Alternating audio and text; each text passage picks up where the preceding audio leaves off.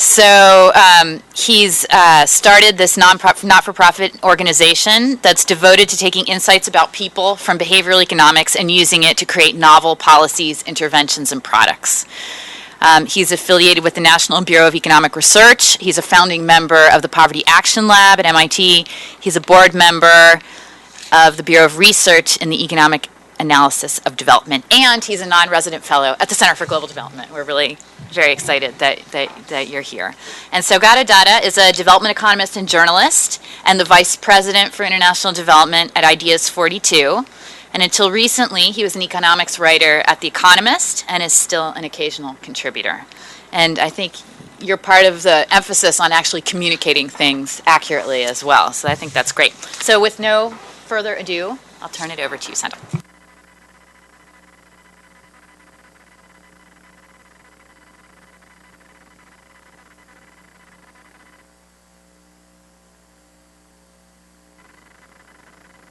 Okay, is that, wow. Okay, so let me, oh, it's so tough to stand behind a podium. All right, let's try standing here. Let me just start with the idea behind this. I think what it really began with is that I think one word in the last 20 years in development has really come to be at the center of much of what we talk about development, and that word is sort of evaluation. I think whatever your perspective may be on the problem, it is the thing we spend a lot of time thinking about, and it's what I've spent a lot of my time thinking about for a while. Once you start evaluating things, you get results like this. This is from an interesting figure from JPAL. It is an organization of different schooling interventions and what you get as a function of how much you spend. And so this is the kind of graph that is the ideal graph to get. Now, what's not in this graph is sort of the dog that didn't bark, which is that there's a lesson coming out of most of these evaluations, and that is that a lot of stuff doesn't work. A lot of things don't work as effectively as we thought, or if it works, the returns are modest or to some extent, not nearly as explosive as we thought. And so what that led me to start thinking about and others to start thinking about is this is where we are. Let's see if the program works. But really, that program came from somewhere. We're evaluating it, but it was designed in some potential with some tools in mind. So in other words, we're so focused on evaluation, I think that focus has now moving to design. Now, design is different than evaluation. Design eventually needs to be evaluated, but obviously it has its own rules. And that's where I think that, I'll come back to the identify in a second. And that's where I think that there's been another revolution that hasn't really hit development as much, but which at least in domestic policy is having a pretty big impact, and that's the behavioral revolution. When you start thinking about design, you can't help but think about the people you're designing for. And when you start thinking about the people you design for, well, they are interesting, to say the least. So here's an example of this, of one of what I think of as a big design innovation that then had very large impacts. This is 401ks. I assume you all have some form of a 401k. I hope some of you are enrolled in a 401k. It's a retirement savings vehicle, if you haven't heard of it. And the idea behind this is, for the longest time throughout the 80s and the 90s, people were talking in U.S. policy circles about the fact that, it may surprise you, but Americans aren't saving enough. They're not saving enough for retirement. And what do we do about it? And that's a problem. Now, the design solutions that were proposed made some sense. They were like, we should subsidize retirement savings. We should, there's already a subsidy in the 401k. Let's raise the match rate. Let's do a lot of that stuff. And there was a very, I think of as a revolutionary paper and set of papers which said, well, there's this company that's trying something. It used to be, or with a lot of companies, you show up on your first day of work and you get a form that says, this is your form to sign up for your 401k. Fill it out. So if you want to enroll, check this box and put your deduction here. This company said, we gave people a different form, The form said you are enrolled in your 401k at a 2% contribution. If you don't want to enroll, check this box. Or if you want to change your deduction, check this box. Now, the differences in these design is roughly about 30 seconds of work, however long it takes you to check a box. I mean, I don't know how capable you are with a pencil, but most of us in 30 seconds can check a box. What they found, though, was that this change had a very large effect. And there have been dozens of studies since then that have validated the size of this effect. So how big is this effect? Well, this red line is the people who are in the defaulted in, where they have to check a box in order to join. 4 years after joining, they're at about 55% contribution. This other line, and since I'm colorblind, I don't know what this other line is. Blue, green, what is it? Blue? Oh, green? Luckily, you all disagree too.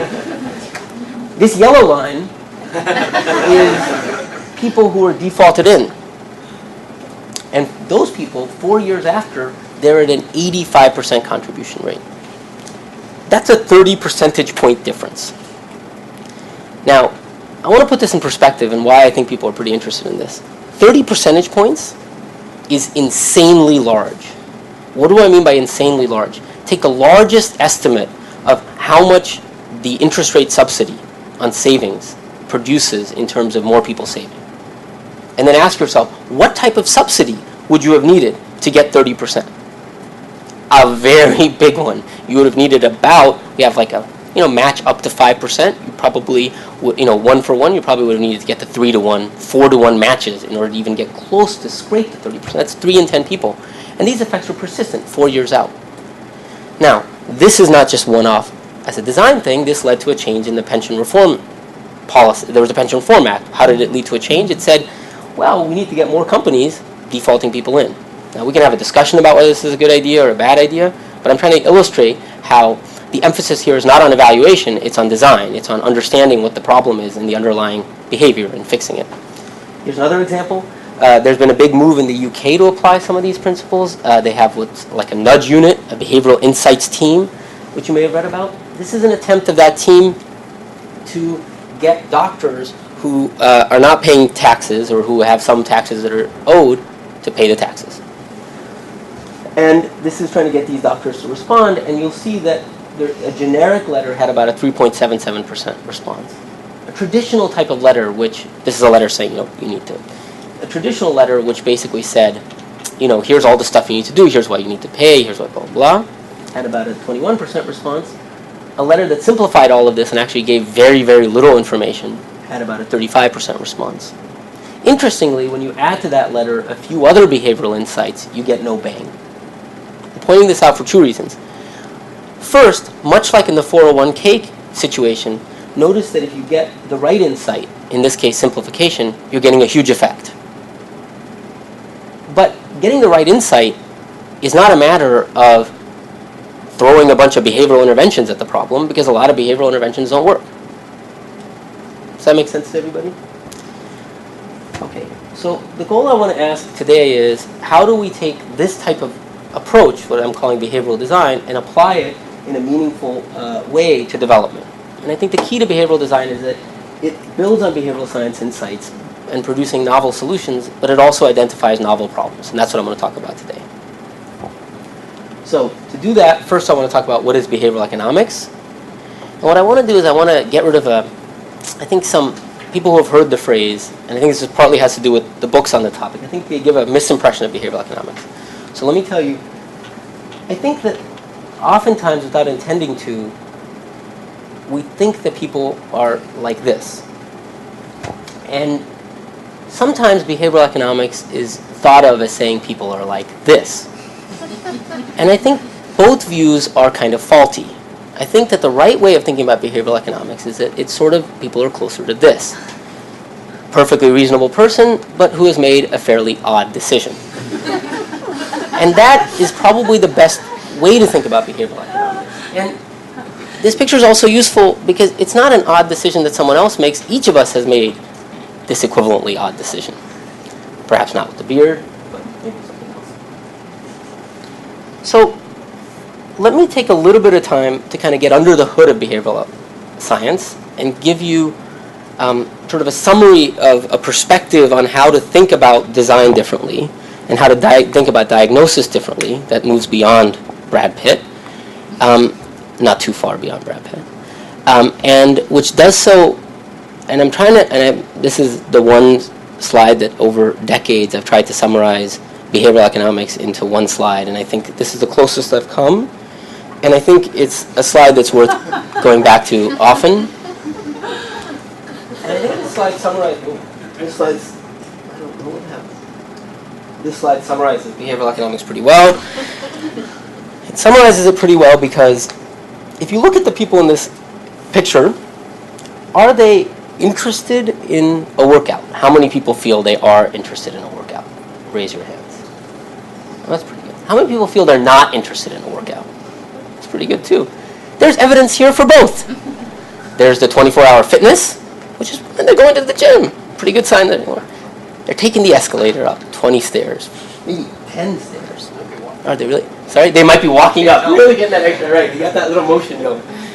Some of them may even be going to use the Stairmaster. So that's one feature to take away. That people have inconsistent preferences, inconsistent behaviors. That's actually really, really important. Because I think when we think about other people, we don't allow others to have the kind of inconsistencies we all have. The second feature here that I think is really, really important is that inconsistency means that we can't simply infer intention from action. You can't, if you just looked at this narrow picture, you would say, oh, these guys need to be, given a lecture on the importance of working out. If you look at this broader picture, you might change your mind. But that intentions can't be revealed from actions. Does that make sense to everybody? Conversely, if you want someone to do something, simply creating the intention to do it doesn't work either. That's the second lesson I take away. The third lesson I take away from this is somebody designed this building and designed these escalators. Think about that. Okay. So I'm going to give you two principles that I think follow from this picture, both of which have proven effective. I have some amazing videos to show you, but unfortunately I can't show you. So I'm going to do something far worse. Instead of skipping the videos, I'm going to describe the videos to you. It's going to be really, you're in for a treat. We'll see if it works. That's going to work. Okay, now, so what is this video? The first video illustrates what I think of as one of the more powerful principles that we discovered in behavioral economics. So this is an experiment that some of you may have seen. I can't walk over there. That some of you may have seen, where you bring a child into a room, and those of you who have children, you should definitely do this. This is a lot of fun. You bring a child into a room and you say to them, here's a marshmallow. You can have the marshmallow. It's your marshmallow. I'm leaving. I'm going to come back in about 5-10 minutes. And if you've chosen not to eat that marshmallow, you get 2 marshmallows. Bye-bye. And then the video is of the children sitting there looking at this marshmallow. Some kids look at it, and then some kids pick it up, big mistake. Some kids kind of turn their back. They are engaged in the oldest struggle known to man. And it's a great video because people like looking at kids rather than hearing me talk, but unfortunately you don't get that benefit. But there's another good video because it illustrates something that we all know about ourselves all too well, that self-control is really hard. I hope you've grown past marshmallows, but there turn out to be bigger things in life, bigger than marshmallows, that prove just as hard for adults. And that self-control is hard for everybody in this room. And if it's not hard for you, that's probably why you don't have any friends. You're just a weirdo. But yet we often forget the power of self-control, the importance of self-control in driving our behavior or failing to drive our behavior. So just take a minute and think about the fact that when's the last time you had to write a paper? Think about how long you had to write that paper. Think about when the disproportionate share of that work got done. Now think about how important that paper was. It might have been very important. It might have been an important project. It didn't really change the logic of it. You were still doing it last minute. My undergraduates showed this And they're Harvard undergraduates. Even Princeton undergrads show it. So, really, it might be a universal factor. Our own intuitions about self-control, about ourselves, are also not that great. So, for example, how many of you here belong to a gym? Well, you don't need to raise your hands, but I mean, thanks for letting us know. When you joined that gym, you had a choice. You can sign for that monthly contract, and that costs $80 a month. You can go and pay $10 a visit each time. Almost everybody chooses the contract, because after all, 8 visits a month. But of course, on average, in this study at least, people attended 4.4 times a month. The best example of this is that exercise machines, treadmills, I think are used about 4 times after they're bought. You buy them thinking that you're going to, oh yeah, treadmill in the basement. Who wouldn't end up, I'll use that every day. And you do for the first week. And so this is an example of not only is self-control a problem, but our intuitive understanding of our own self-control is pretty bad. And you can imagine, therefore, how bad our understanding of other people's self-control is. So flash forward a little bit and go back to this example. Think of the perspective that we have on education. It's a very physical perspective on education. Oh, people need school books, people need information, people need uniforms. And these things are all unquestionably true. People do need those things. But, you know, if you almost think about it, think about the parent and what they're thinking. Is the parent thinking, I want an education for my kid? Probably.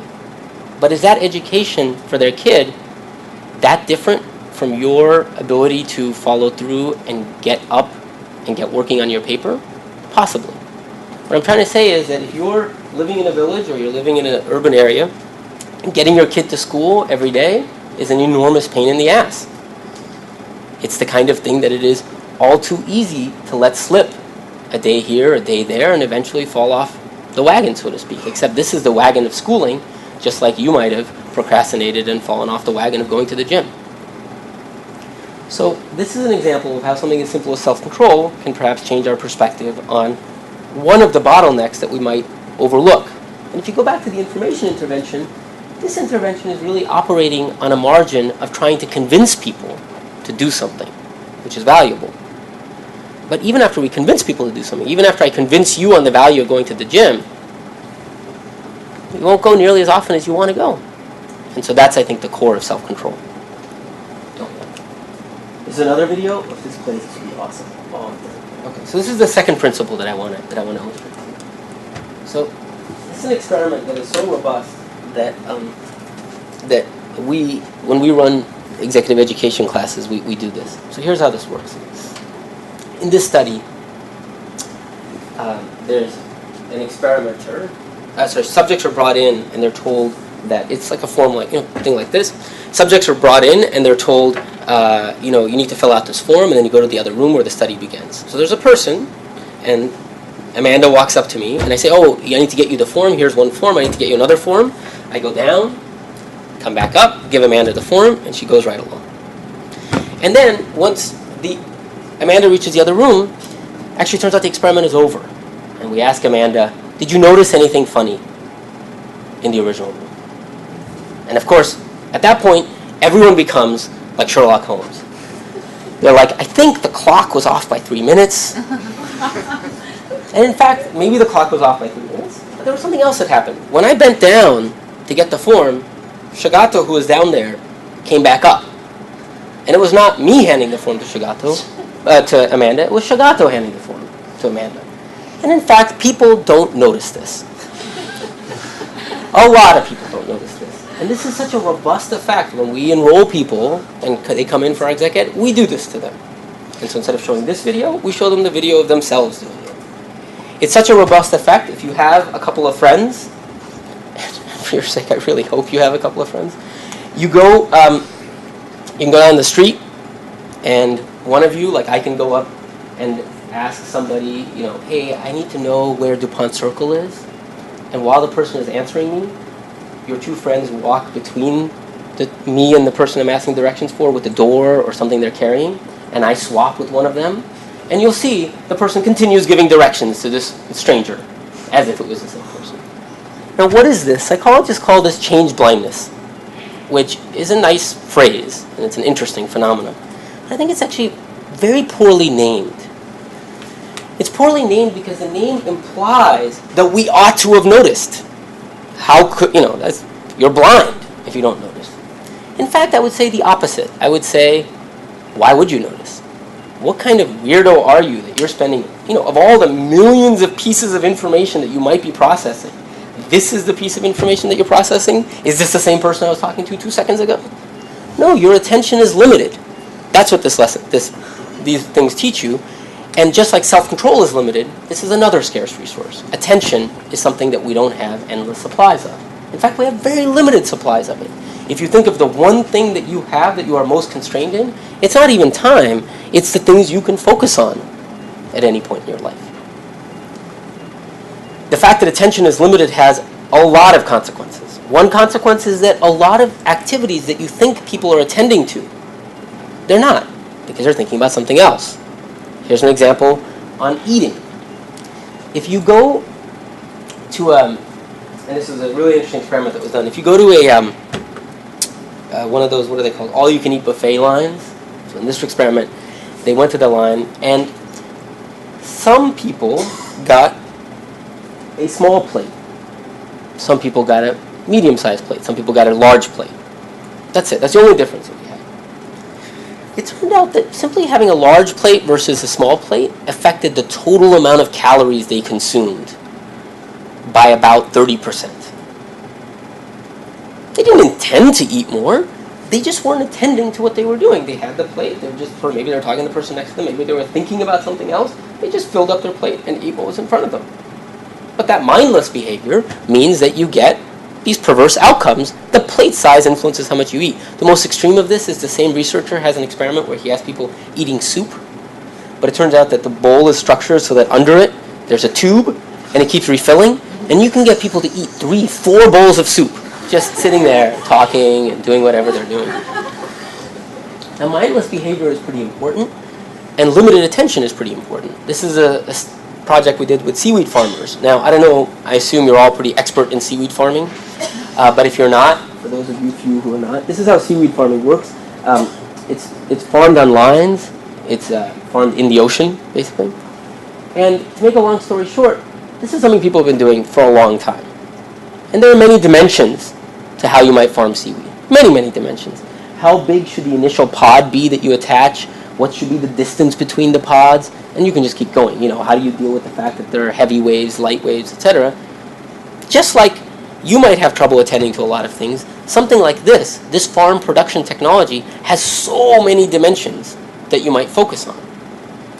The result is that even these farmers are not optimized on all the dimensions that they could be.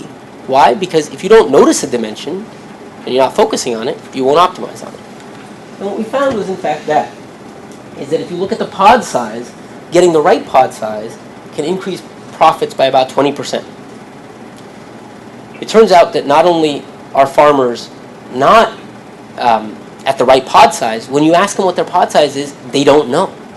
Why don't they know? Because they have a lot of things they can focus on. Even within seaweed farming, that dimension is not one they're attending to. Now, when you go back to them and present this information back to them, they start paying attention to pod size. Because, of course, that makes sense. Okay, so this is attention. So what I'm going to do is, I don't know if I should take questions now or move on to, maybe move on, yeah. Okay, so that's behavioral economics in a nutshell. There's a lot more such principles. There's a variety of things, but sort of limited attention and self-control are easy to get, but there are a variety of other ones. What I want to tell you about is how behavioral economics influences design and how it affects the type of designs we're going to choose. And I want to tell you that I think it affects it in the most mechanical way. So let me walk you through a puzzle. Okay. It's still early in the morning, so I hope you've had your coffee. So this is a piece of wood, and this is a pencil. So that's the easy part. The tough part is you'll see the pencil is in there in the holes. It's drilled in, and the pencil is freely mobile. Okay, you all see that? How did we get the pencil into the piece of wood? That's what I want you to tell me. Any guesses?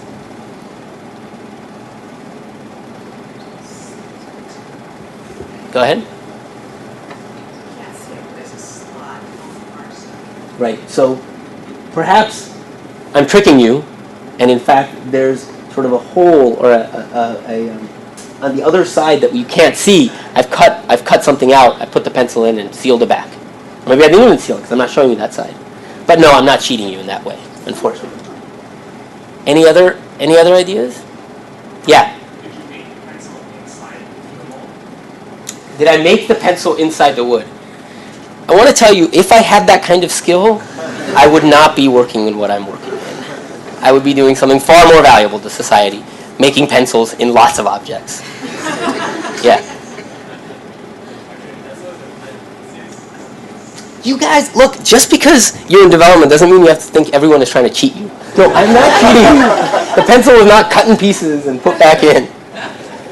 Okay, well, it's actually a pretty funny problem, but it turns out that this problem is very easy to get if I show you one picture, or easier to get if I show you one picture. Does it make sense to somebody now? Wood, yes. Wood, when it gets wet, becomes very flexible. Fairly easy. Take a piece of wood, wet it, bend it, put the pencil in, let it dry, and now you have this.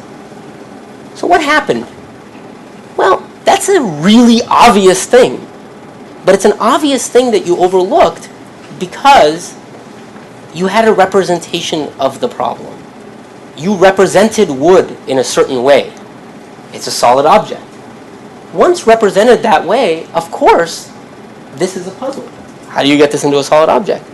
Represent wood a different way, it's not even a puzzle. It's really obvious.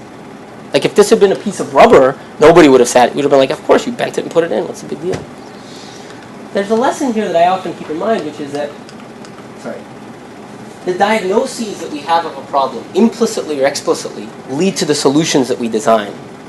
And I think the most important aspect of behavioral economics and behavioral design is not clever little designs. It's changing the way we diagnose what the problem might be, or coming up with different diagnoses of problems. Let me tell you a story of this. I think it was a very interesting story.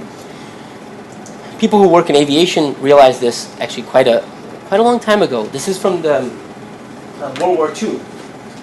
This is a very roomy aircraft. This is a bomber plane.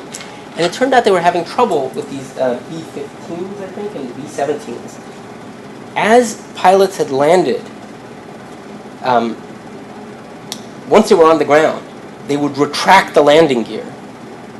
And they would it is not good to retract the landing gear during a landing when you're on the ground, as you might imagine. And this was proving a pretty big problem on these bomber planes. So they brought in a psychologist to say what's going on that these pilots are screwing up. And what the presumption there, obviously, is almost people have this presumption. Excellent airmen commit no errors. So when you're making such a blatant error, there must be something wrong. Did we fail to train these guys? Was the stress of the flying just too much? Maybe maybe we're overflying them? What's going on? So that's why they brought in a psychologist to get inside the heads of these pilots. Now, this is one of the early things that happened in aviation. This psychologist had a brilliant insight. Instead of getting inside the heads of these pilots, he decided to get inside the cockpits of the plane. It turned out that the retraction lever was right next to and looked exactly like the lever you would have for putting on the brakes. So, is it that the excellent airmen were making mistakes, or is it that the aviation was poorly designed? In fact, he went and looked, and cargo planes, similar pilots, same things, never have this problem. Why? Because by chance, someone had designed it to move this lever to be elsewhere. What's the lesson here? It's a lesson that in cockpit design, people have understood tremendously. This has just totally changed. Nobody nowadays says excellent airmen make errors. They say every pilot makes errors, and the cockpit is designed in order to minimize the chance of error and to trap the error when it happens so that it doesn't lead to problems. That's a different perspective. And that, I think, is a perspective to think about. It's a different diagnosis of the problem. And that's what I'm going to talk about. I'm going to go through a bunch of diagnoses and how different diagnoses lead to different designs. So, different diagnosis, different solution. Let me start with one of a simple diagnosis, which I'd all like you to help me with. I didn't wake up on time today. I wanted to get up at 7 o'clock. I ended up getting up at 8 o'clock. What should we do about my problem? Now, if my problem seems trivial to you, think about the fact that this is the modal problem that the typical undergraduate faces all the time. And there are solutions to this. My university has this, and lots of universities have this. There's a website, sleepeducation.com. We teach people about the importance of sleep. And this is unquestionably true. If you look at... Sorry? Oh, there's a forum, yes. Talking in my dreams. And this is unquestionably true as a diagnosis of the problem. People ridiculously understate how much a lack of sleep and not sleeping well will have on their performance. They just don't get it. If you're going to be in a car with a fellow driver who had little sleep yesterday night, or a fellow driver who was 3 beers in, choose the 3 beers in. Not a good idea for you to be in a car with somebody who had very little sleep. A real problem. But in a funny way, that's only one diagnosis of a problem. Another diagnosis is that, here, I'll show you. This is a different solution built on this other diagnosis. The other diagnosis is that I got so little sleep because when I went to sleep last night, I decided I'm going to get up at 7 a.m. So I set my alarm to get up at 7 a.m. I had some hopes that I would go for a jog, not even walk up the escalator to the gym, and actually get to the gym. I had hopes that maybe I would finish that book of poetry that I've been working on. But I'm not working on a book of poetry. I'm too busy carving pencils and pieces of wood. But 7 a.m. arrived. And 7 a.m. self had a different thinking on the matter. 7 a.m. self felt like, I don't want to get up now. But you know who would like to get up? 7:07. Hence the snooze button. The snooze button is a funny diagnosis of the problem. It kind of says the problem of getting up is just, you just need a little bit more time. It's a weird diagnosis of the problem. And that's why most of us hit the snooze button 5 times and get no sleep for the last 40 minutes of when we're sleeping. Now, when you have a different diagnosis, you can build a different solution. So this is Clocky. Have you guys seen this? This is an interesting alarm clock. What Clocky does is it rolls off your nightstand. And it goes into a random corner. And then it starts beeping. Now, there are other versions of Clocky. There's a version which is as usual, the Japanese have done it better. It's a helicopter that takes off, goes up into the ceiling. It's got a little thing you can grab, but it just goes up there and starts beeping. So you have to jump up and grab this thing, which is a little ironic if you think about it. Now, why is Clocky interesting to me? Clocky is interesting to me because it is a different diagnosis of the problem. The diagnosis of the problem is you have an intention at 11 p.m., but we've designed a bad product for letting you follow through on that intention. Here's a product that shifts the balance of power back to 11 p.m. self. Does that make sense to everybody? Well, let's go back to something else. We know the poor don't save enough. What can we do about it? Well, often there's a lot of things, examples, which all, like with sleep education, I think they're important things. People can't save if they don't have access to savings. People can't save if it's not worth it for them to save, so we subsidize it. Maybe they don't know the benefits of saving, so we need to teach them the benefits. Now, each of these solutions has built into it a diagnosis of the problem. The diagnosis is savings isn't feasible, saving isn't interesting enough to people, they don't value it. And that's probably true for some people. But even after we build these things and we give access to savings, we find a lot of people still don't save. Now, if you go back to the equivalent of Clocky, you could say that what we really need to do is we need to recognize that people may intend to save, but they may not follow through. So you say, you know what, I want to save, but not today, tomorrow. When tomorrow comes, just like getting up 8 minutes later, you're like, I want to save, but not today, but tomorrow. So you can imagine that there are a bunch of follow-through problems, just like getting up out of bed, self-control problems that impede you from saving, following through on your goal. There are solutions to this. One solution is a very interesting project called Seed, and Seed was done in the following way. It's a savings product that, in a way, the piggy bank already tells you. The piggy bank is a good example. There are two problems of self-control with savings: getting you to put money in and keeping you from taking money out. The piggy bank solves one of those problems, because you can take it out, but you're going to have to take this thing and smash the whole. That's a pretty extreme action. Seed is a little bit like that. It's a savings account, but that keeps you from taking your money out. When you sign up, you say, on this date, I will take my money out, but not before. Or when you sign up, you say, when I reach this amount, I will take my money out, but not before. So it's really a savings account with the feature being you can't access your money, which normally we think of as a flaw. But in fact, it's a feature. And people who already have access to a savings account with this very bank sign up for this product. And when given access to this product, they're more likely to save. There are other things that people have done. So, that was really fast. That was a... Oh, it stayed this time. Another project said, we'll go back to inattention. Well, you have a lot on your mind. And savings is one of the things you would like to do with your money. But guess what? There are a lot of things you'd like to do with your money, and savings slips your mind. Well, why not bring it back to the top of your mind? Why not remind you? And it turns out simply reminding people of their original intention to save, not getting them to commit, not anything, simply reminding them has a modest effect on getting an increase in their savings rate. And so this was done in a few countries, Peru, Bolivia. Let me tell you about another solution, which is, you've all seen this. This is one of the big innovations of supermarkets in the 1970s, basically, which is you've been through the checkout aisle and you see the Kit Kat bar or the Snickers bar. Well, what that does is our preferences are inconsistent, as we saw with the escalator. Sometimes we want something, sometimes we don't want something. And if you can just bring something top of mind, all of a sudden that preference gets actuated.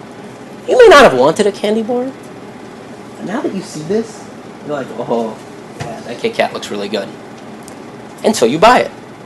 And this is a wonderful intervention because it creates demand and it allows you to act on that demand right then and there. You just buy the Kit Kat. So you can do something similar with savings. If you survey people, people often have impulses to save. Why? Because they're thinking about stuff and they say, oh my God, I don't have enough money in your bank account. But when that impulse comes, there's not much you can do. You just have the impulse. Similarly, that impulse is not being created often enough. There aren't retailers who are trying to put Kit Kats in front of you, the equivalent of Kit Kats, and say, hey, remember you need to save. So we tried a small version of this product, which we call Impulse Savings, where we created little products, which were basically cards with pictures on them that reminded you of various savings goals, and they were just at retail establishments.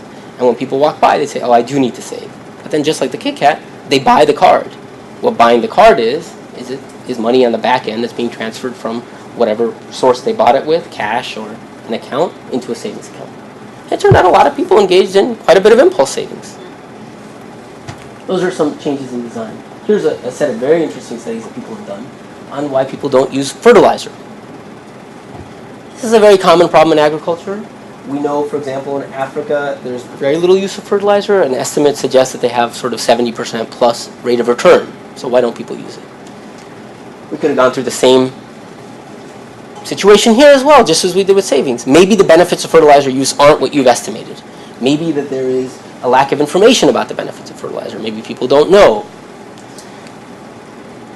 But in fact, just as you see with savings, people actually intend to use fertilizer. When you ask farmers, would you use fertilizer next season? Almost all of them in this Kenyan survey said, yes, I do. When you ask them, did you use fertilizer? Very few of them end up doing that. Now, that should sound very familiar to you by now. If I ask you how many times a week will you go to the gym next month, and then I come back a month from now, it'll look a lot like this. That's one of the telltale signs of self-control or forgetting. Once you think this is the problem, there's a lot of interventions that you can do. one intervention, which is kind of the clocky for savings, is you can say, well, the problem is you intend to use fertilizer, but by the time to use fertilizer comes by, all your harvest money is run out. So that might be one problem. So you could create a product that says, hey, you just got your harvest money, why don't you put some of it aside and we'll pay that out. Actually, when you do that, people actually agree to do that, want to do it on their own, and the results have proven pretty striking. When you offer such a product, not just with fertilizer, but other types of things, you find increases in crop output of about 22%. Just by having a financial product that moves money from here to there. Does that make sense to everybody? Okay. I can keep going like this. People don't chlorinate their water. Why? Well, chlorine tastes funny. People don't think the benefits of clean water are high enough. Go on. Sometimes it's just, well, adding the tablet. The tablets are over there. I forgot to go buy the tablet. I didn't bother.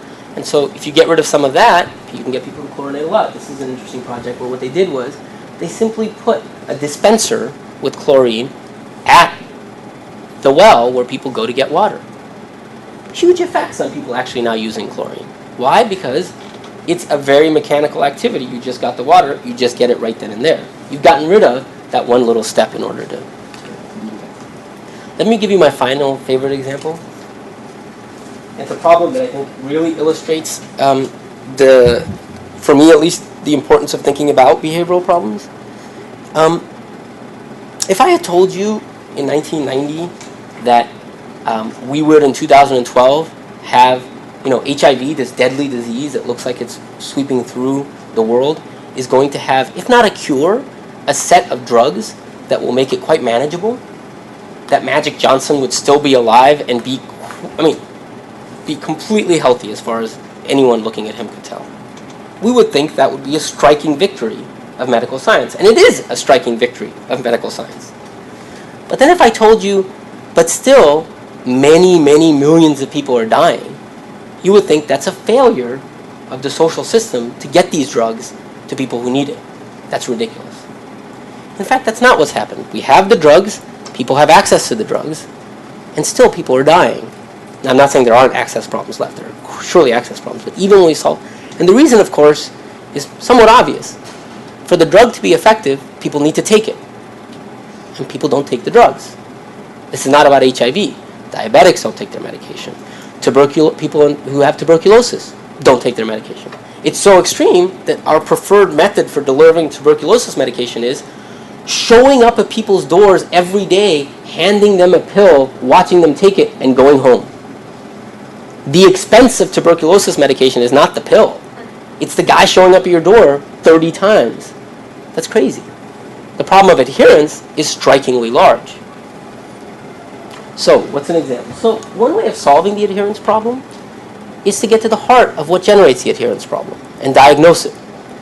And you can kind of introspect a little bit. For some drugs, it's just the side effects are crappy. But for a lot of things, most diseases are fairly asymptomatic. Diabetes. You feel good today. What that means is, it's very easy if the pill is somewhere on the other side of your house and you just didn't think about it throughout the day and it's like 9 p.m. You're like, I'm not going to bother getting up. I'm feeling good. Who cares? It's very easy to just let it slide.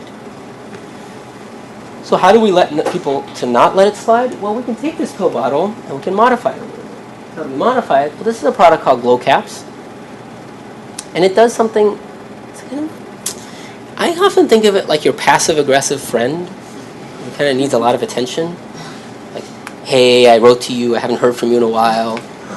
That's what Glowcaps is. It's a pill bottle. And this top is a little different. This top is electronic. And it knows whether the pill bottle has been opened the right number of times that day.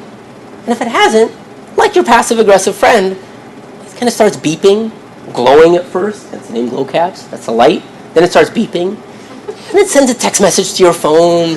Hey, I haven't seen you in a while. When are we going to get together? And in fact, the results in Glowcaps, this is the whole spectrum of it. I can't say that I'm a fan of all of it. At some point it gets a little freaky. Sending letters to your friends. I haven't seen Sendhil in a long time. Just checking in with them. But anyway. the point is, you can see how once you have the technology, there's a lot that you can start to build up on. Glowcaps is proving in the clinical trials strikingly effective. Much like the defaults in 401ks, it's raising adherence rates pretty close to 100%. Not at 100%, but about as close as you can get in real trials. It's the most effective adherence intervention I've ever seen. But it works because it's very clearly behaviorally well designed. The savings reminder is kind of a stupid intervention. Think about it. I mean, it really is dumb. It's a proof of concept, but it's a bad intervention. Because what are we saying? We're sending a reminder at a random time. That means people who saved get it, people who didn't save get it. We send it, and then people might read it and say, oh yeah, I intend to save. And then what are they going to do? Nothing. I mean, it's gone. The fact that that works tells you how big the inattention problem must be. Glowcaps is perfectly designed.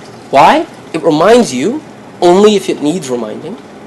And when you go to pick up this thing to stop it from beeping and annoying you, the action you need to take is right in your hands. The pills are right there.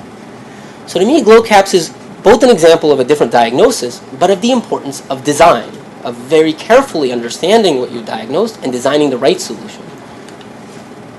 And I think there are many different diagnoses. I tried to just do a few, and I put a lot here: inattention and self-control. People have different mental models than you might imagine. People have very different probability estimates than you might imagine. Overconfidence. I can go on like this. It turns out that psychology is a field of its own that has a few things to say about human behavior. I think this leads us to rethink a bunch of old problems. I'll go through some very quickly. What determines productivity? If I ask you all that, I bet you'd give me answers like human capital, physical capital, etc. What determines your productivity? Any guesses? How much sleep I got last night. Sleep, right? Anything else? Well, I don't know if you're like me, and I suspect you are, but how much you procrastinate has a big effect on how productive you are. We've done some work with workers in India. Striking amounts of differences with interventions tailored at dealing with their procrastination.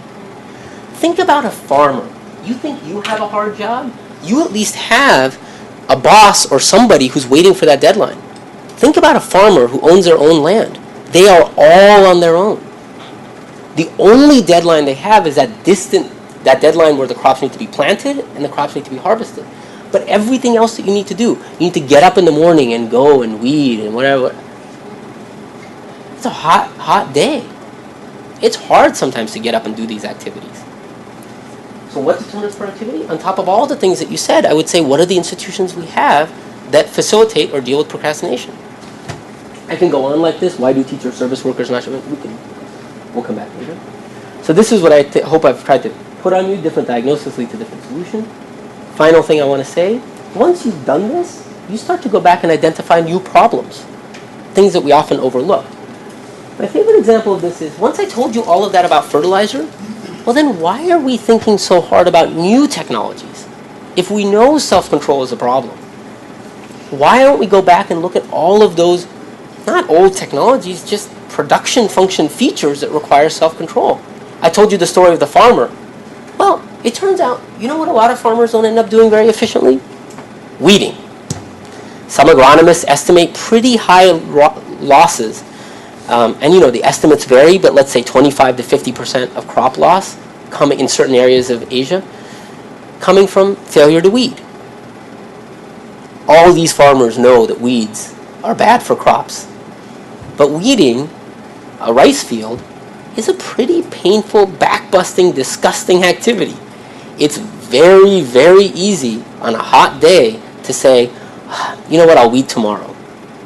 And just like you end up saying, I weed tomorrow, and tomorrow becomes another day and another day, that means 20% more of the crop time is spent with weeds in the ground, and 20% more crop time with weeds in the ground is a lot less yield. That leads us to say, maybe, this is just one example, maybe we should be thinking about a variety of different problems. Maybe the lowest hanging fruits are not about getting necessarily the highest productivity seed to a person, but finding interventions that deal with things like weeding. Waterlogging is another example. Those of you who've done field work surely know this. You go into any village and you look at the farms and you see an astonishing heterogeneity of how much weeds there are on some farms versus others, and you see an astonishing heterogeneity of things like waterlogging.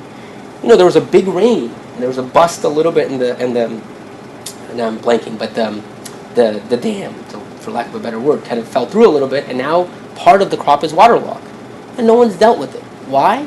It's a pain in the ass to unwaterlog something. The person surely intends to deal with it, but much like all those things you intend to deal with but don't get around to, this is one other thing. So this just suggests that we might be able to identify different problems. I'm going through a few other examples. I think there are a lot of things. Take up is a big problem, and that's a new problem that I think should be identified, that is easy to identify. It's almost always in development, there is the view, build it and they will come. Every new product is of the type, this is a great project, a great program. Every new program has exactly the same problem a year later after it's launched. Nobody takes it up. Every program. It's not about the failure of the program, it's just take up is inherently hard. I think I'm running out of time, so I'm just going to skip a few of these. How to use all this, and then I'll stop and then we can do a few questions. I think when I started doing this work, I felt like this is what behavioral economics is going to be like. We're going to go, we're going to find things, and no.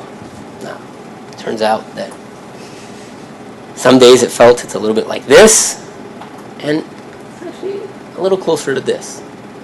That if you just view this as an approach to, I'm going to come up with a bunch of insights and just like throw them at the problem, that's a pretty inefficient way to approach this problem. What we need, and that's what I'm emphasizing, is, and this about 4 or 5 years ago I realized this, what we need is not a behavioral economics as a science, we need a science of design that tells us something about how we diagnose problems more accurately and understand what features of the context are the aggravators that we might be able to deal with. And there's a striking asymmetry in how we approach the problems we work with. Think of how much we spend on the scientific rigor of evaluation. I think we move forward on that dimension, and that's terrific. I think that the best advances that are happening because we're now more rigorous and clear about what works and what doesn't. But conversely, think of how much scientific rigor we have in design. It's striking, and honestly, it's a bit embarrassing. You might say that we're going to do this large-scale evaluation of this program and spend $1 million. What is our design process? Oh, we did a bunch of focus groups. I spent time in the field. Great! But that's not a science of design, and that's not a systematic analysis of what might be the bottlenecks to which we are going to design against. And I think that asymmetry is fundamentally problematic. Until we deal with that asymmetry, what we're going to end up doing is going to be the equivalent of darts, throwing random darts and hoping they're hitting. This asymmetry is especially problematic because it plays to the biggest bias each one of us has. We think we understand other people. We absolutely do not understand other people, and we do not understand ourselves. And that is why I think we need to move to a more rigorous system of design. And this is what I think has been working for a little bit. It's moving sort of behavioral science from this to something closer to this. Yeah, I've been trying to get Saugato to wear this outfit. It's going to happen. Give it time. And I think what we've worked on in the last 2-3 years is if you look at behavioral science, it's a lab-based science. We bring people in, we put marshmallows, in fact, that's why I work in it. We put marshmallows in front of them and watch them suffer. You kind of rub your hands in the back. That's really understanding the mind. And that's helpful, and we need that. We need to understand the mind. But when you go out into the world, you need to understand more than the mind. You need to understand and a way of diagnosing the context. So that's sort of what we've been spending time on, is creating sort of a behavioral audit science. It's a fairly simple setup. The setup is once there's a problem, we have a structured way of identifying the bottlenecks. That's not like us going in and saying, hey, this is what I think it is. It's a way of narrowing down what the hypotheses might be, collecting data, not data on evaluation, but data that would help us get closer to having a much better guess of what the bottleneck might be. For example, in the fertilizer example, when you see people saying, I intend to use fertilizer, that gets you a better guess that one of the problems is follow through. In other situations, you go through and they say, nah, fertilizer, I don't find it at all valuable. Then you shouldn't be working on reminders and self-control devices. What are you reminding them? They don't even think it's valuable.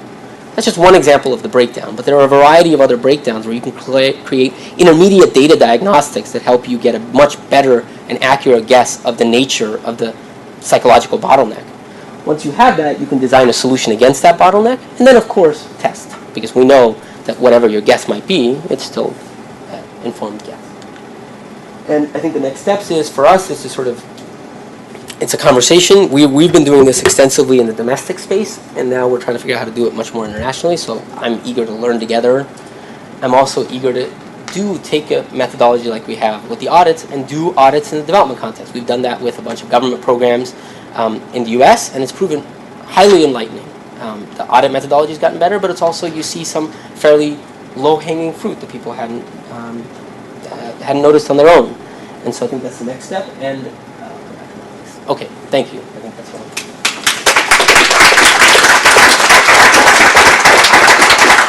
Okay, thanks a lot. So we'll do a round of question and answers. Please speak into the microphone because we're taping, and please introduce yourself and say where you're from. Everyone? Go ahead. I don't really, Kim Elliott here with the Center for Global Development. And I don't have a very well-formed question, but I'm just going to throw it out there and see if you have any reactions. Are you familiar with the advanced market commitment for vaccines? And I've been working on, can it be applied in ag, and running into a lot of these behavioral things. But I'm just thinking, because I was involved a little bit in the process, and others around the table, the center was heavily involved on the design of the vaccine AMC, and I was just thinking that it was a lot of time, attention, and money that went into design of that intervention or that mechanism. But I'm sort of, again, it's not very well formed, but I'm just kind of thinking, I'm not sure that the design was around the kind of elements you're talking about of making it effective. It was about how to make sure the donors didn't pay too much, didn't over-subsidize, this and that kind of things that were of interest to the donor, not necessarily to how you were going to make the intervention. And I don't know, I just wonder if you're familiar with the AMC, if you have any thoughts on how that sort of fits in with what you were talking about there at the end, which I think is just fascinating. I have two thoughts. You make a really good point, which is we do spend time on design, but I would call it technical design. And that's true not just with AMC, but it's true nearly with every program we run. If I was going to put a cash transfer program out, there's a lot of time on the design of how will the cash go from here to here, blah, blah, blah. And that's a technical element of design. I think it's the behavioral design that gets fairly short shrift. I think with AMC, the one thing that Saugato and I have been talking a lot about is there's a lot of effort put towards, and it makes total sense, towards finding cures and towards finding new or solutions to diseases that absolutely need solutions. The asymmetry, though, there to me is there isn't nearly as much effort put towards the solutions we already have, where uptake or usage are very much a problem. And I think, to me, it would be interesting to see what would the equivalent of a mechanism to promote, just like we want to promote innovation to come up with new designs, what would a mechanism that looks to promote innovation for adherence or for usage look like? And what would that practically look like? I think that's the type of issue that, Glowcaps works well in the US, and it'll work well in Europe. It's not going to work well in Africa. It's just not a product designed to work well in Africa. But you could imagine a Glowcaps that works well in Africa. And if you had a Glowcaps that worked well in Africa at a reasonable price point, that would be pretty revolutionary. So how do we kind of promote the same kind of innovation thinking in that space? That's one of the things. I don't know, it's probably not... No. I think there's a question. I'm David Rudman here at the center. I've done a lot of work on microfinance, and as I'm sure you know, there's been a lot of controversy, particularly in India, around microcredit and concerns about overlending and so on, and a lot of questions lately about whether microcredit helps or hurts. And it seems like part of the paradox is that on the one hand, credit, as I'm sure you've discussed at some point, can help people solve self-control problems. But it can also, because it gives them a way of forcing themselves to set aside money each week or each month to pay for something that they need. On the other hand, credit too easily offered can be a source of self-control problems. And so there's a lot of struggling right now in the industry to try to figure out how to strike this balance. And most of it resolves around defining what is good behavior on the part of a creditor, what is responsible behavior, and how to monitor that. And I'm wondering if you have any insights about how to strike this balance. It's a great question. I feel like this framework of sort of diagnosis and spending a lot of time on diagnosis prior to design was kind of a big eye-opener for me. I think I spent some time working in microfinance. I was lucky enough to work with people like Dean Carlin and Jonathan Morduck. They're terrific. And what I noticed in myself was that I had a bias towards design, to finding a solution. And I didn't have enough of a bias towards having appropriate diagnosis of the underlying problem. And to me, the biggest problem we have in microfinance is I don't think we have the right model of what the finances of the poor look like. That a model where we just take our intuitive understanding of finance and simply layer on self-control, I think is the wrong model. And let me tell you why. One of the things we've been working on is on the psychology of poverty. And so for that book, we spent a lot of time thinking about finance. And one thing that comes up as striking is, let me give you an example that has nothing to do with finance. You've all been very, very busy at some point in your lives. When you're very, very busy, you're basically addressing the latest fire. You address the latest fire in an opportunistic way as quickly as you can, and then you move on, and then there's another fire. The lives of the poor, with respect to their finance, appear to be fairly similar. They are fighting the latest fire. So when they go to get a loan, it's in the US, it's I have rent due this month, I have to get rent. My bicycle just broke down and I need money to deal with that fire. What does that mean? Well, roll that forward. Unlike firefighting, actually finance is a lot like juggling. You addressed your latest fire, not by putting it out, but by throwing it back up. When that loan comes due, it's going to come back down. So the poor end up sort of juggling a lot. But juggling inherently means that you end up with finances that are an incredible patchwork of finance. So you don't end up with just a sense of, oh, I've got this loan. You end up with an incredibly crazy balance sheet. You have this loan, but you have this much that's owed, and you see this in portfolios of the poor. But I think that's a logical consequence of the way you live a life that's kind of very... Now, why am I saying all this? I'm saying all this because it means that it's not about one product. It's about an inherently messy portfolio. So the same product could be very, very helpful. So that's what complicates everything. If someone is juggling and they have rent that needs to be made, the payday loan is in a sense very valuable, because without it, they're going to get kicked out. In a sense, it is the problem, because all it's doing is kicking the can down the line. So I actually think that the biggest thing right now that probably finance needs is sort of a better diagnosis of what actually the financial lives of the poor are like. Does that make sense? So I would have actually, at a time I thought that it was all about designing different products, but I actually think we need more of a, unlike problems in health where it's easy for us to identify adherence problems, because finance is inherently a self-created problem, it's actually, the portfolio is horribly complicated. And so I actually think I would have put more effort into a more careful diagnosis of exactly what's going on. So I don't even know, for example, now, I don't know what to make of these impact evaluations, because it's not, what is the impact you're looking for? We're not even measuring how messy the balance sheet is. Maybe that's the impact you're looking for. Maybe it's very hard once you realize the beast is not what you think. Does that make sense? I think there was a question back there. No, thank you for a wonderful presentation. I praise you because when economists talk about behavior, World Bank listens. Okay, so it is good to see that economists is bringing behavior which anthropologists are fighting for generations. I have three observations. You talked about self-control, and you defined mostly self-control through individual level determinants. But you mentioned at the end there is a social determinants also. In the design, how do you handle both sets of variables? And still we don't have a proper solution yet because of the donors policy, because of the national government's issues, or etc., etc. Second is going back to the microcredit issue. It is different aspect of microcredit. We assume that if individuals have extra money,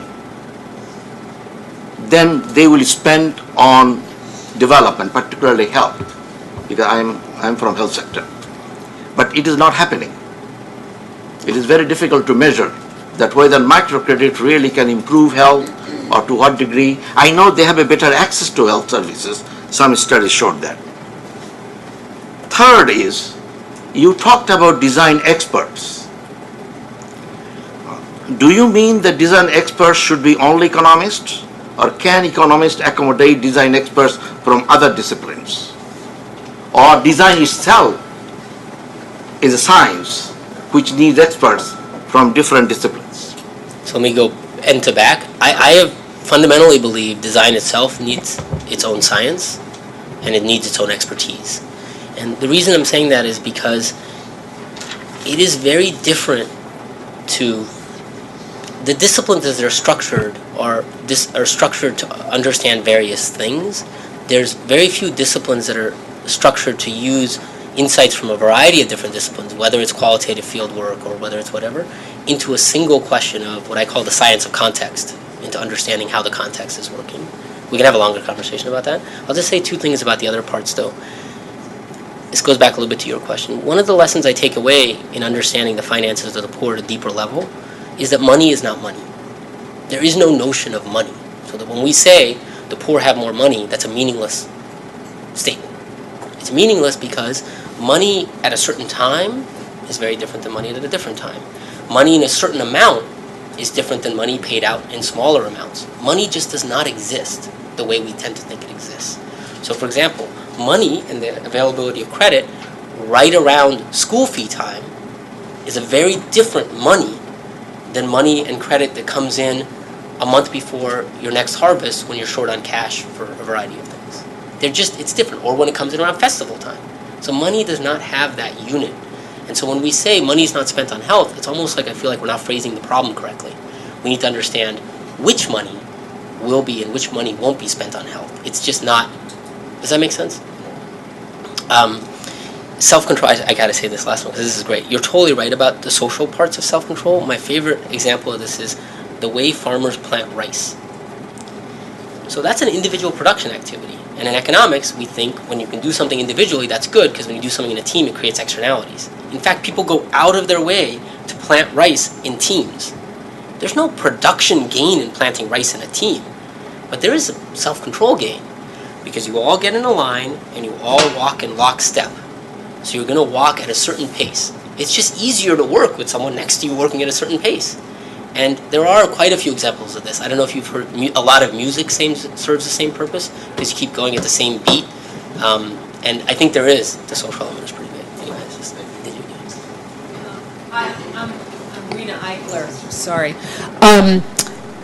from Broad Branch. And first I want to say that when I studied economics, I was really interested in behavioral economics, and it was just beginning. And at that time, at Boston University where I was, the professors were saying, oh no, don't you start mixing this social psychology stuff with economics. So I think it's really great. So two things. The first is I want to thank you, because you've just given me a very good way of addressing an issue in health, because I work in health, that comes up over and over again, which is we work a lot on introducing financial incentives to change more the behaviors of providers and subnational levels of government. And what we hear over and over is you're going to damage people's intrinsic motivation. And I think what you've just given me is, yeah, people have this intrinsic motivation, but they don't necessarily follow it. And this is a way of actually helping them follow what it is that they actually really value by shifting their incentives. So I think it's kind of cool. And then I wanted to throw out a problem or a challenge to you and have you throw out your ideas. Most developing country health systems are organized in this sort of hierarchical model where you have a national ministry and a regional level health management team and a district level health management team and a bunch of health facilities, and there's this idea of this sort of cascaded supervision, and that's what's going to make the system work. And it doesn't work.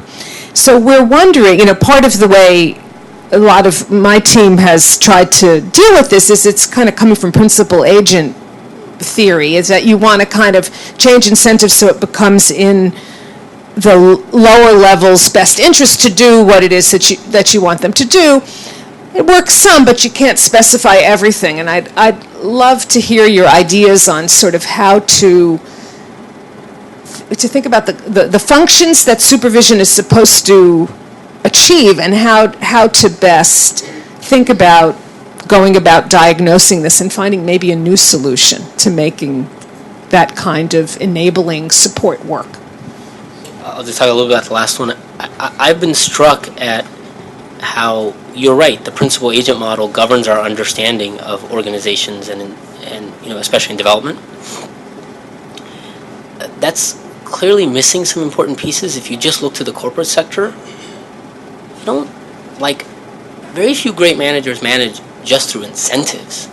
It's just not a very, and I think I've given you one insight why that is self-control is really, really hard. You think of a health worker, they're off by themselves or maybe with one or two other people in some distant location. It's up to themselves on their own to get up in the morning and get to the center. It's very easy just to say, forget it. And of course, cognitive dissonance is powerful. After you do that a few times, you don't want to keep thinking of yourself as the guy who can't complete his task. You then convince yourself it's not that important. These people don't do anything anyway. And so now you created a problem for yourself. And so in 15 seconds, I'm not going to be able to solve your problem. With 35, I might be able to. But I do agree with you that a more careful look at service delivery, whether it's in health or education, through the lens of, we call it sort of behavioral organizational design, where we recognize that self-control matters, that norms matter. A lot of, we know from decades of research on this matter that in some companies, you don't show up late for meetings. It doesn't have that much to do with being penalized. It just has to do with the fact that everyone else is there. I don't want to be the jerk who doesn't show up. And in some companies, everyone comes in 8 minutes late. And so norms matter an enormous amount. And we have some ideas of how to, once we understood and diagnosed the right problem, of what might be interventions that get that to work. So I agree, going back through those design things with that deeper lens could be very effective and might be a useful complement to what we're trying now, which is cleverer incentive schemes. And But you have to find things that work at scale. of course, yeah. I should say I agree with that 100%. I think to me that is the biggest challenge of all of this, and that's why this is the way. I hope you saw that from the talk. That's why it's structured towards being a much more systematic approach, because then you can be more honest about where it's going to apply and in what context it's going to apply in other contexts where this is a diagnostic problem and you know what it's going to scale. I agree with that.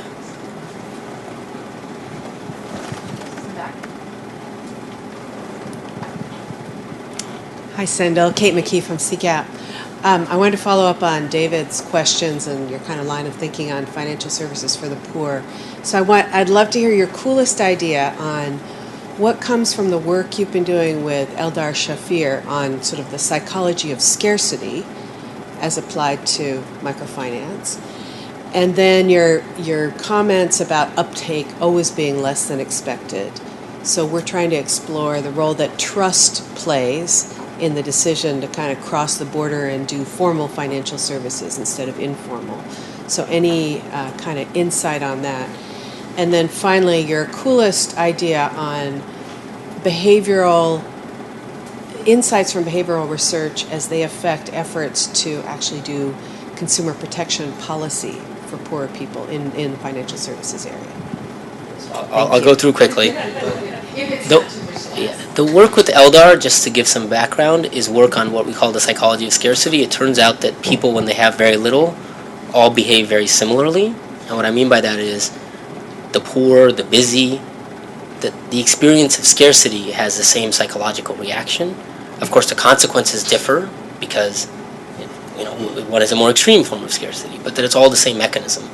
And without going into it in detail, one of the big findings, for example, is that persistent scarcity tends to tax bandwidth.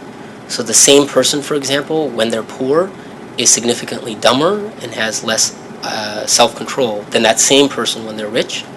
The effects are big.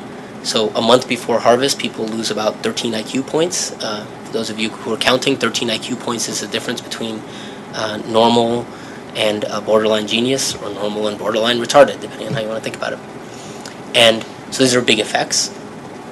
So one of the things that I feel like is very important in all of that, if you ask for one implication, is that I think, going back to the impact of finance, I'm not saying whether this is microfinance or something else. I think the impacts of finance are misunderstood. I think we tend to think of finance as about money and kind of like buying stuff. But I think the biggest thing money buys you is peace of mind. So if I were to think about what finance buys us, and it is actually not entrepreneurship or more dollars, I actually would look for saying, here, I'll go out on a limb. Someone who's going through financial stress and who doesn't have access to the right financial product, whatever that might be, is going to get their kids vaccinated less, their kids are going to go to school less, they are going to be worse parents, they're going to be less able to hear agricultural extension information. Why? Because most of their mind is not there. That finance, to me, as I conceptualize it, is actually a core infrastructure, not an infrastructure to allow people to buy stuff. To me, that's secondary. But an infrastructure that allows people to be comfortable and therefore use their freedom of mind on other problems. And we're finding really large such effects that on most, after all, most behavior uses bandwidth. So if you ask me, I would think it's not an idea for a new product. I think that needs a lot more diagnosis. It's a recognition that we're probably not measuring the right impact. We're not looking to the right place. So I would say things like financial access raises IQ. I don't think that's totally reasonable given the data we have. Probably shouldn't say, well, I guess I'll say one thing about consumer protection and then we can move on.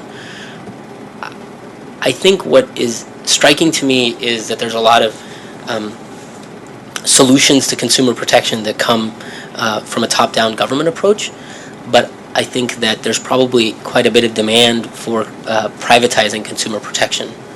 And what I mean by that is that we're trying an effort like this in a state in the U.S., but there's a lot of demand, certainly from donors, but in the U.S. from customers as well, where you can easily imagine a fund that funds microfinance institutions, but one of the services they provide is not just intermediation, but external verification of a variety of consumer finance, consumer protection features. So in that sense, it's not a regulatory solution, it's a solution that donors who care about this. And one reason donors should care, I think, as we saw in the mortgage crisis, is that consumer protection isn't just an individual affair, that if you're having the wrong products being given out that consumers don't understand, it can lead to default rates down the road that are very problematic. So I could see a fund whose structure was such that we focus on verifying these consumer protection things for the microfinance institutions we fund, that could have quite a bit of appeal for anyone investing in that fund. So I don't know if that's a cool idea, but it's the latest idea I've been thinking about. So. Hi, Annemie Martens, University of Pittsburgh.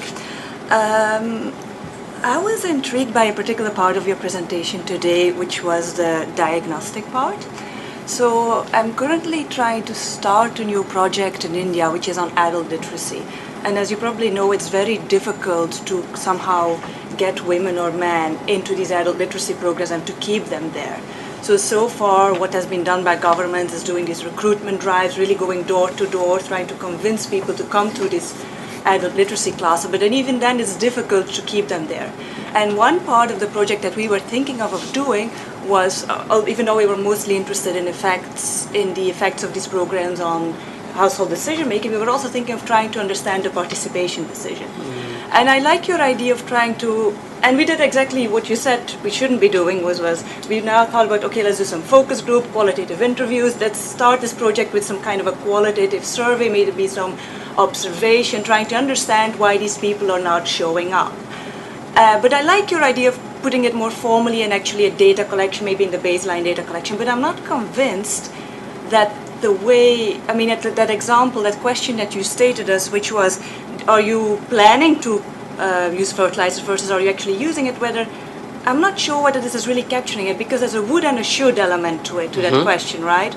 I mean, if somebody asked me the question, are you planning to do something which I know is generally accepted behavior, I think I'd feel slightly pressurized to actually say yes, even though by myself I think, no way I'm doing that. So I'm wondering whether you can give some more details of how exactly can we put this into practice in our data collection?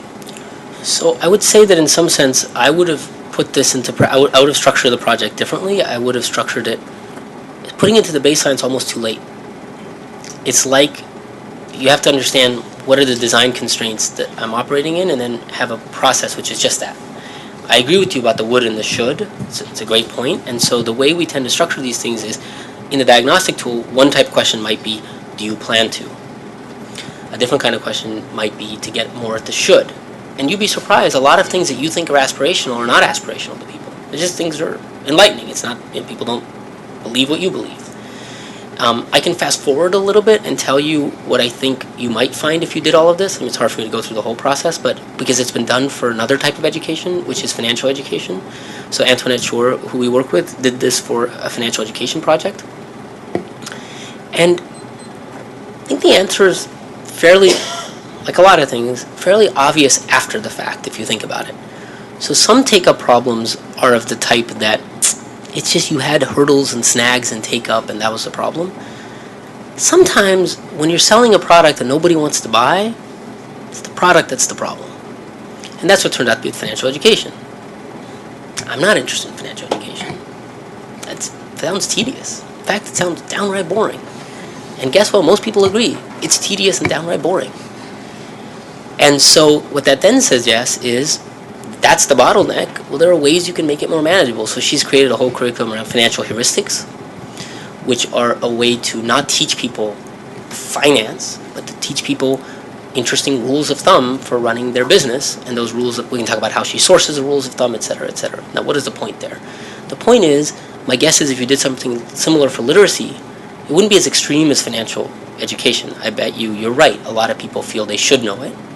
And my guess is, if I had to guess, that many people feel like they would like to know it, but just not the class that you're proposing, which is sitting there for hours. I don't understand. I get bored. I'm not really sure I followed. What was the point of all that?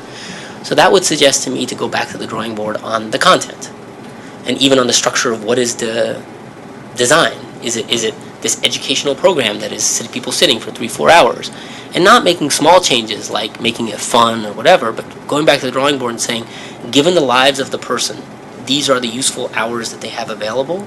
We want to teach literacy. There's a demand for a certain type of literacy, but this is the capacity they have to put time into it and mental bandwidth. What would be that right unit of intervention that puts education into those available units? Does that make sense? Like, a lot of people want to learn a foreign language in the U.S. It's actually true. A lot of people do, surprisingly. I mean, I don't even know who these weird, strange speaking people are, but the intervention there that really made a big difference was tapes. Lots of people have things where they have to take long commutes. It's a great innovation. A lot of people felt like, oh, I got nothing to do, I might as well listen to this thing. And so I think that's more at the level that I meant about diagnosing, getting to the heart of the problem. Just guessing. It may not be that problem, that's why we do the work, but if I had to guess, that would be maybe where we would end up.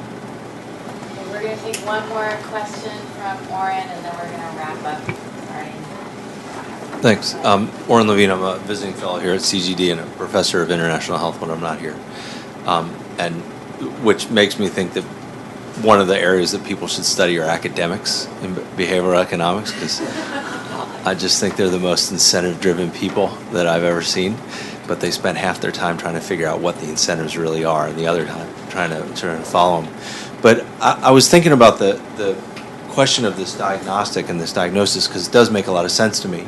And a lot of what I work on is vaccines, and in vaccines, we often have some communities that aren't vaccinated because they intend not to be vaccinated. And so, they're going to resist. And other people who maybe intend to be vaccinated but don't get the vaccine. And so it seems to me, if I followed the logic, that one of the really fundamental things that we need to sort out is, if you're going to design an intervention, is the intention there, and the failure to follow through on the intention, or are they not intending there? And do you have any examples or concrete suggestions for how you can fundamentally get at least that one small diagnostic piece in the very beginning of thinking about interventions for these types of programs? Yeah, so maybe we can talk a little bit through that. I think that I've tried to talk about this very crude thing, but which we can sharpen and refine. And there are many ways to ask the question, but simply asking people that question is already quite informative. And it doesn't need to be asking it about themselves, because maybe there's a should element to it. But it can be things like, you say to them, here's a person in your village, and you give them a description of a person. Which one better describes the type of people you know? And one description has somebody who really wants to, but another one is saying, people say I should, but I'm not really convinced. So there are different ways of querying that, but already querying that is, I think, helpful. I think I'll say two other things. One, within the communities that don't intend to, I think there's a lot more diagnostics you can do on why. One of the choices I make is it's much easier to help people understand self-control in a short talk, but we also have quite a bit of understanding of people's lay mental models of the world, and people's mental models of the world are fairly structured. They're not always right, but most of our mental models wouldn't be right either unless we were taught the germ theory of disease. So understanding and structuring that mental model makes a huge difference, because then you see why the vaccine doesn't feel appealing. Does that make sense? And so that's kind of the diagnostic thing. The final thing I'll say is, this is a good thing to close on.